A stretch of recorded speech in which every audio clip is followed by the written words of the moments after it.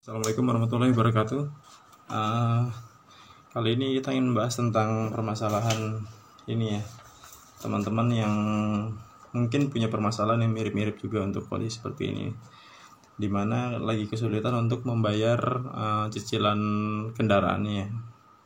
Di sini ada satu kasus yang masuk ke saya nih untuk permasalahan mobil Toyota Sienta tipe V-Matic yang dimana udah dibayar itu 18 kali dan sekarang kondisinya si pemilik ini lagi agak kebingungan nih untuk membayarnya. Nah, solusinya gimana sih kalau dengan kondisi seperti ini, di mana pendapatannya berkurang dan cicilan minta relaksasi ke pihak leasing pun nggak disetujui gitu loh. Jadi apa yang harus dilakukan ini? Saya pernah di dalam kondisi seperti ini pun saya pernah juga merasakannya juga. Pada saat kondisi seperti ini ada dua hal yang bisa kita lakukan, dan ini pun butuh kesabaran juga untuk melakukan. Yang pertama satu, kita datang dulu ke kantor pembiayaan tersebut, apalah nama PT ABC. Kita datang ke PT ABC tersebut, kita tanya total hutang kita itu yang pokoknya berapa sih gitu loh. Nah, kalau bahasa mereka pokok itu adalah cicilan per bulan. Contoh kayak teman saya ini, dia cicilan 5.800.000 per bulan. Itu yang dibilang hutang pokoknya kita per bulan. Nah, itu masih sisa berapa bulan lagi, kita harus nanya ke dia. Misalkan contohnya pada kasus teman saya ini, dia ngambil 60 bulan dengan per bulan 5,8 juta. Nah, sama satu lagi, DP-nya waktu itu udah bayar 90 juta. DP bayar ke dealer 90 juta. Nah, sisanya 200 juta itu masuk ke leasing gitu. Nah, dari 200 juta itu kan urusan kita sama leasing sekarang kan. Nah, dia udah bayar 18 kali ya. 18 kali itu 18 atau 19 kali gitu. Pokoknya kita bulatin aja di 1,5 tahun ya, 18 kali. 18 kali dikali 5,8 juta. Nah, berarti kan dia sudah masuk 104.400.000 rupiah. Nah, itu yang dibilang pokok, itu yang udah masuk. Kekurangannya adalah berarti 5,8 dikali 60 itu totalnya 346. Jadi bayangin dulu nih, dari kita minjem 200 juta selama 5 tahun, kita akan mengembalikan kepada pihak leasing itu 348 juta. Itu belum ditambah kalau misalkan kita ada pembayaran telatnya juga nanti ya. Contoh misalnya pembayaran telat denda 10.000, 20.000 per hari loh itu. Jadi sebulan bisa ratusan ribu tuh itu dendanya. Mungkin dari 348 bisa jadi 360 atau lebih kalau kita sering-sering telat misalnya seminggu atau bahkan bulan-bulanan itu lah kalau kita bayar semuanya. Tapi untuk kasus ke leasing sebenarnya kalau udah kondisi seperti itu, sebenarnya kita nggak perlu bayar denda, nggak masalah sih. Yang penting kita negosiasi, kita punya dana buat bayar pokoknya gitu. Itu pun nggak masalah. Biasanya leasing daripada dia nggak bayar, mendingan saya terima aja deh pokoknya. Gitu biasanya sih leasing. Ini pengalaman saya ya. Jadi saya tuh pernah punya masalah sama leasing, bayar telat, tapi saya bayar pokoknya aja. Jadi cuman bayar per bulan aja, dendanya nggak saya bayar. Gitu. Itu bisa dilakukan. Ngobrol aja ke bagian penagihan, kita ajak ngobrol gimana sih, saya punya dana segini, kalau nggak diterima ya udah saya nggak bisa bayar, tapi saya ada etikat baik untuk bayar gitu. Itu biasanya mereka agak fleksibel tuh kalau untuk kayak gitu. Biasanya ya, kebanyakan mayoritas leasing kayak gitu, yang penting per bulan dia bayar deh gitu. Nah, terus balik lagi ya, tadi dari 200 juta jadi 348 juta tuh, totalnya 60 dikali ya 5,8 juta dikali 60 bulan tuh 348 juta. Berarti bunga yang kita bayar selama 5 tahun adalah 148 juta. Nah, bayangkan dulu kalau 148 juta itu bisa dipakai buat apa loh sebenarnya. 5 tahun kita bayar 148 juta. Kita bulatin ke atas mungkin jadi 150 juta ya. Padahal sayang banget duit 150 juta itu kita selama 5 tahun kita tabung dipakai untuk bayar sia-sia ke leasing. Sayang banget kondisi seperti itu sebenarnya. Kalau buat saya sih sayang banget, tapi nggak tahu teman-teman kalau misalkan ada yang nggak setuju nggak masalah, ini kan hanya pendapat saya aja kan gitu. Nah terus itu satu kesayangan sih kalau buat saya. 150 juta dalam waktu 5 tahun kita tabung. Kalau kita beli cash kita nggak perlu bayar 148 juta itu sebenarnya. Itu 150 juta itu sebenarnya. Kita hanya bayar 90 juta sama 200 juta. Nah, gitu. Nah, sekarang kondisinya kalau udah teman-teman masalahnya udah seperti ini, ada dua solusinya. Yang pertama, kita tanya tadi, berarti kan 438 juta selama 5 tahun kita bayar ke leasing ya. Dikurangi yang udah kita bayar tuh tadi 104 juta 104 juta 400 ribu rupiah. Minusnya berarti utang kita ke leasing itu masih ada 333 juta 600. Padahal kita utang tuh cuma 200 juta. Salah. Tadi kan 200 juta ya. 200 juta setelah dibayar, kalau 5 tahun itu kan 5,8 dikali harusnya 348 juta dikurangin 200 juta 448 juta. Nah dari 348 juta tadi dikurangin yang udah kita bayar 104 juta, 348 juta dikurangin 104 juta 400 ribu rupiah. Nah minusnya tuh masih ada 200. Ini sorry ya, saya presentasinya cuman omongan nih karena pakai yang ada aja lah ya sementara. 243 juta 600. Nah kita masih ada utang dari 1,5 tahun kita bayar itu. Ini sayang banget deh sebenarnya. Kita udah bayar 90 juta ke dealer, tambah kita bayar 104 juta, berarti udah 190 jutaan tuh kita udah ngeluarin duit. Sekarang ada kondisi seperti ini, pihak leasing pun nggak mau tahu kalau kondisi kayak gini. Pokoknya kita harus bayar 2 bulan 3 bulan nggak bayar, udah mobil akan ditarik ancamannya. Kondisi seperti itu tuh. Leasing tuh bahasanya kolot-kolot banget sih emang kalau untuk negosiasi masalah ini. Relaksasi pun kita dikasih, tapi bukan relaksasi yang menguntungkan, justru sama aja gitu, karena cuman tenornya dipanjangin. Contoh kayak misalnya 60 bulan dikurang 18, nah sisanya berapa, itu 5,8. Nah kita punya kemampuan per bulan berapa nih kondisi, misalkan 4 juta. Nah, kalau kita mampu 4 juta, ntar tenornya dipanjangin bisa jadi 6 tahun gitu, 4 juta. Sama aja sebenarnya, kita bayar juga walaupun cuma dikurangin gitu. Terus nggak ngaruh, malah justru bunga ke belakang, bunganya yang dia dapat malah lebih banyak kalau kayak gitu. Bener nggak? Bunganya malah lebih banyak, ke si leasing malah dapat untung lebih banyak ke belakangnya gitu. Ini kita udah bayar, kondisinya ini ya, kita udah bayar 104 juta. Utang kita bukannya 200 juta itu berkurang, malah bertambah, malah 243 juta 600. Kan teorinya lucu kan, harusnya kan 200 juta dikurangin 104 juta tinggal 96 juta harusnya. Ini dilema yang kadang-kadang teman-teman tuh nggak sadar itu loh, membuang-buang uangnya yang tadi kalau 5 tahun dibayar lunas tuh bisa dapat 150 juta.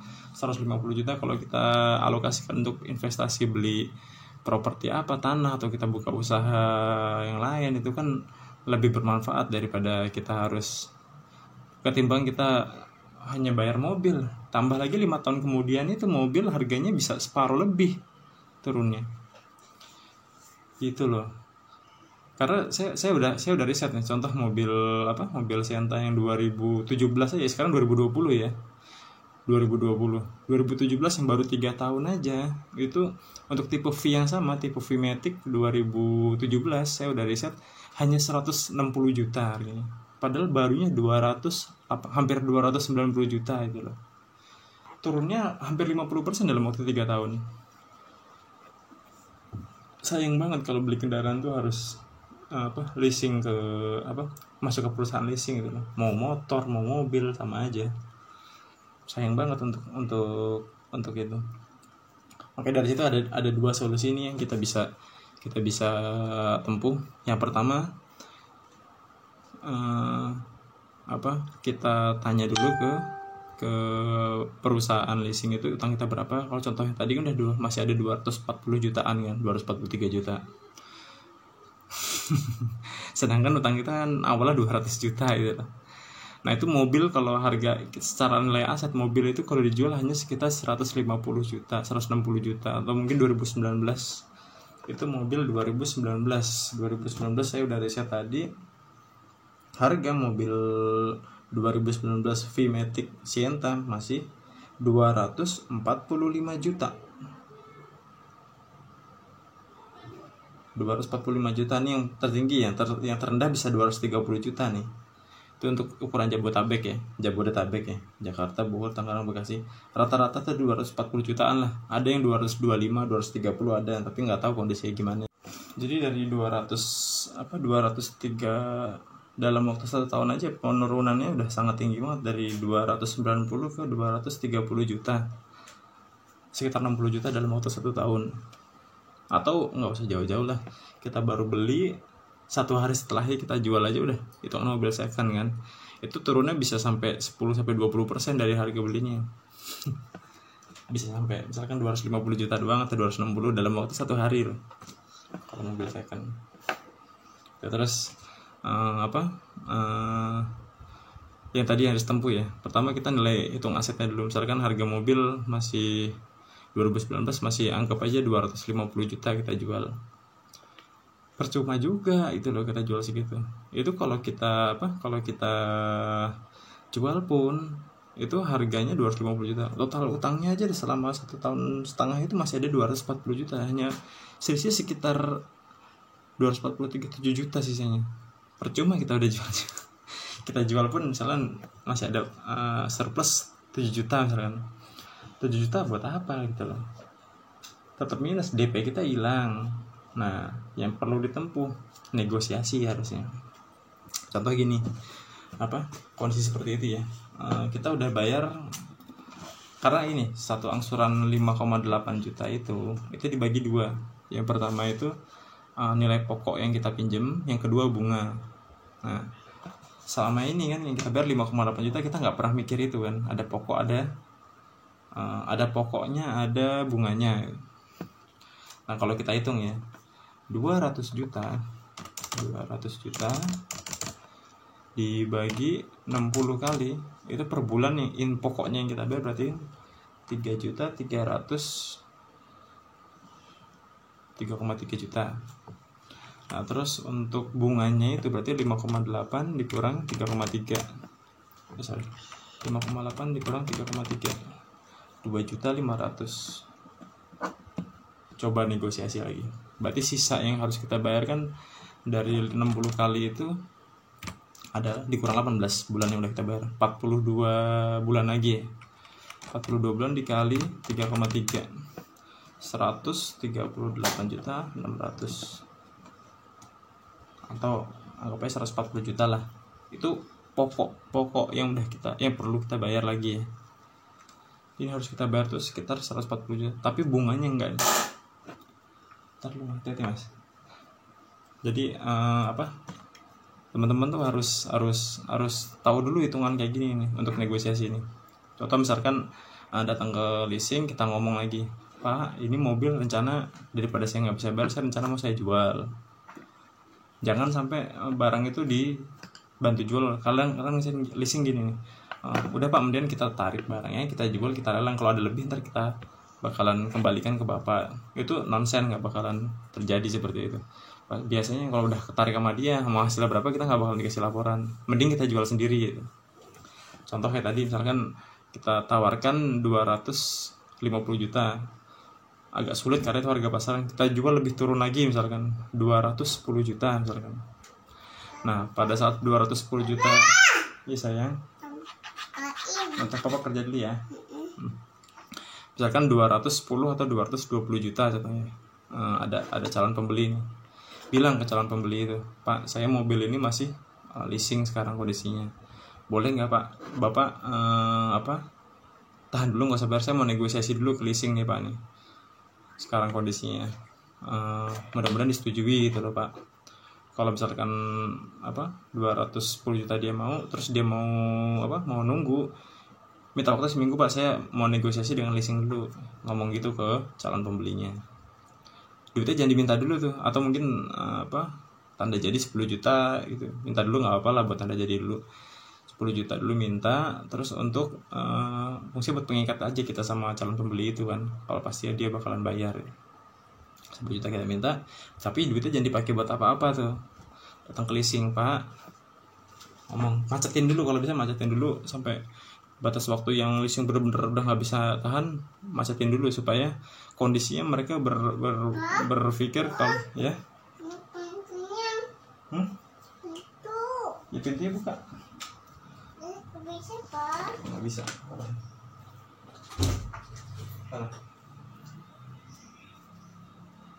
Hati ya, ke bawah hati ya.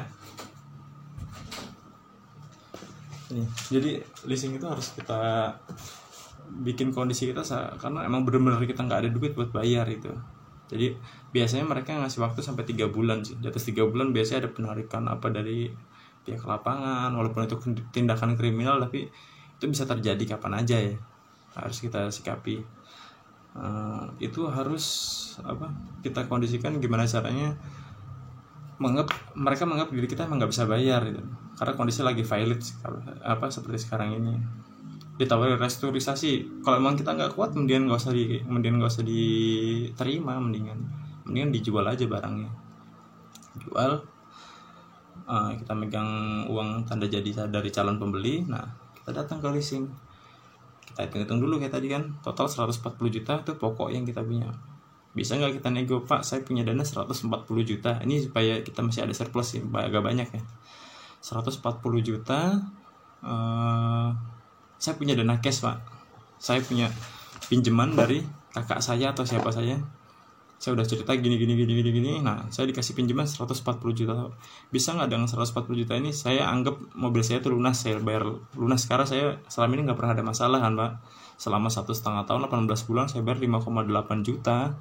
Itu nilainya udah 104 juta loh tadi, saya tambah 140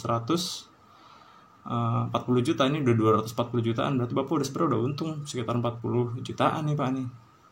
Bisa nggak dibantu Pak, kayak gini nih kondisinya, daripada saya macet nantinya Bapak malah pusing. Bisa nggak Pak dibantu, saya bakalan bayar pelunasan ini gitu. Biasanya mereka bilang di awal, wah nggak bisa Pak, sistemnya udah gini. Nah, baik Pak, kalau gitu gini aja, Bapak pikirkan dulu aja dalam waktu mungkin besok atau lusa. Bapak diskusi sama atasan Bapak dulu, mungkin kepala cabangnya gitu ya. Gimana caranya biar dia diskusi dulu, berpikir gimana daripada kita macet. Kalau kita ditelepon bilangin kita nggak ada dana, kita ada duit pinjaman tapi itu harus lunas. Tekankan gitu, saya tuh punya pinjaman doang. Kalau ini nggak lunas ya saya nggak mau, karena ini amanah dari keluarga saya, harus seperti ini gitu. Itu di diskusi dikondisikan seperti itu. Ini supaya bisa cepat lunas ya. Sebenarnya walaupun kita punya duit, kalau kita mau ngelunasin cepat, punya dana cash sejumlah itu bisa aja Pak kita klik ini gitu. Nah, 2 hari belum ada kabar, ya biarin aja dulu. Kita kan udah minta waktu seminggu tuh ke yang calon pembeli.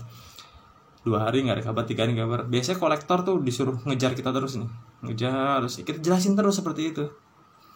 Nanti kalau misalkan dari kantor udah ada keputusan, Pak bisa Pak dengan angka segini, contohnya misalkan dia, Pak 200 Pak atau berapa, Pak saya ada ya segini Pak, kalau ada saya punya cash Pak, ini 10 juta, jadi saya punya duit 150 juta nih Pak nih. Nah tambahin sedikit nggak apa-apa, tekniknya seperti itu ya. Jadi saya tambahin 150 Pak, ini kalau diterima, kalau enggak ya udah Pak, mendingan mobil saya ditarik aja nantinya Pak, gitu. Karena mereka pun berpikir masih dapat profit tuh untung, yang penting 200 juta dia udah balik, masih dapat profit sekitar 40-50 jutaan, udah 25% dia dapat profit kan. Nah di situ kadang ya udahlah, daripada ini macet mendingan dilunasin aja lah gitu loh. Kepala cabang juga kadang-kadang punya pertimbangan seperti itu, dia punya hitung-hitungan tersendiri pasti nantinya. Daripada ini macet, masalah masuk gudang tuh ntar masuk lelang dulu malah proses panjang, mendingan ya udah kita kasih pelunasan khusus aja nih orang gitu kadang-kadang. Nah begitu udah dari pihak leasing ini udah ngasih apa-apa, ya udah Pak 150 juta kita anggap lunas. Nah baru kita kontak orang yang mau beli itu, Pak saya udah udah koordinasi sama pihak leasing, ini bakalan saya lunasin sebelum saya jual ke bapak. Cuman bisa nggak bapak ngasih 150 juta itu, tadi kan 10 juta udah kita ambil, jadi 40 jutanya itu kita minta dulu. 140 juta kita minta. Biasanya mereka kan nggak percaya juga lah ya, kita kan baru kenal juga sama yang calon pembeli itu ya. Bilang aja, Pak, kita datang berdua ke pihak leasing, jadi datangnya biar dia nyerahin ke orang yang leasing langsung nih 140 jutanya itu. Kondisi kan seperti itu aja, nanti sisanya baru kita selesaiin di rumah, Pak. Nah, bisa kan. Jadi calon pembeli mobil itu suruh datang ke kantor leasing bareng kita, dia bawa 140 juta diserahkan ke leasing, kita minta BPKB-nya diambil, terus surat pelunasannya juga udah ada itu. Jadi udah semua urusan leasing kelar. Nah, baru sisanya. Berarti kan tadi kalau dijual 210 juta contohnya udah di bawah pasaran kan. Kita masih ada surplus sekitar 60 juta, lumayan tuh. Iya enggak? Gitu caranya. Jadi urusan sama leasing tuh pun harus punya strategi tersendiri itu loh untuk menyelesaikannya. Jangan main bayar itu malah merekanya untung, kita yang ditekan terus, kita udah pusing, mereka nggak mau tahu, pokoknya kita harus bayar itu loh kondisinya kalau udah hubungan sama mereka tuh. Nah, pengalaman saya seperti itu sih yang udah. Mudah-mudahan ini bisa membantu teman-teman untuk bisa menyelesaikan masalahnya, dan saya doakan semoga kita semua diberikan keberkahan, diberikan rezeki yang berlimpah ruah datang dari segala arah tanpa susah payah, dan menjadi barokah buat kehidupan kita sekeluarga. Amin, Allahumma amin. Terima kasih. Assalamualaikum warahmatullahi wabarakatuh.